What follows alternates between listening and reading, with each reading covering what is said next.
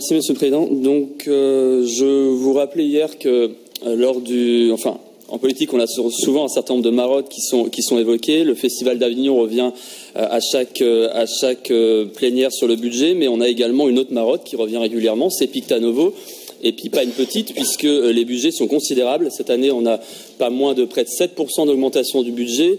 À titre d'exemple, sur la partie programme d'activité, sur les 2 700 000, on a près de 2 millions qui proviennent du Conseil régional, et sur le fonds d'aide à la filière image, notamment de plus de 8 660 000 euros, on a près de 7 660 000 qui proviennent d'une convention CNC région. Donc à partir du moment où on a des montants considérables qui sont en jeu pour un seul bénéficiaire, alors que la culture dans la région mériterait qu'on dispatche beaucoup plus équitablement les fonds qui sont rien d'autre que la contribution des habitants de la région, on estime que le contrôle doit être plus important.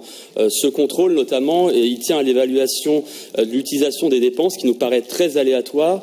Et à titre d'exemple, sur un aspect qui est éminemment critiquable, c'est notamment ce qui s'est produit lors de la dernière Assemblée générale extraordinaire, au terme de laquelle, tout simplement, les individus, personnes physiques, ont été exclus de la capacité d'adhérer à cet organisme, puisque actuellement et désormais, ce ne sont plus que les personnes morales et les représentants des collectivités territoriales qui peuvent figurer dans cet organisme en tant que représentants. Et c'est évidemment éminemment contestable à partir du moment où vous n'êtes pas sans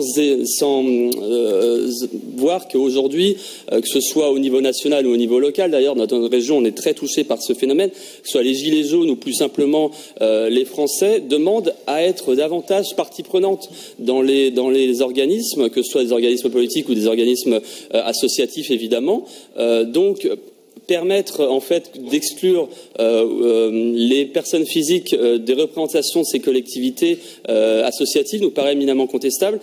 Donc il y a un vrai décalage finalement avec le besoin qui émane de la base et ce que un certain nombre de technocrates, même régionaux, mettent en place dans les collectivités. Donc pour toutes ces raisons, bien évidemment, nous abstiendrons sur ce financement.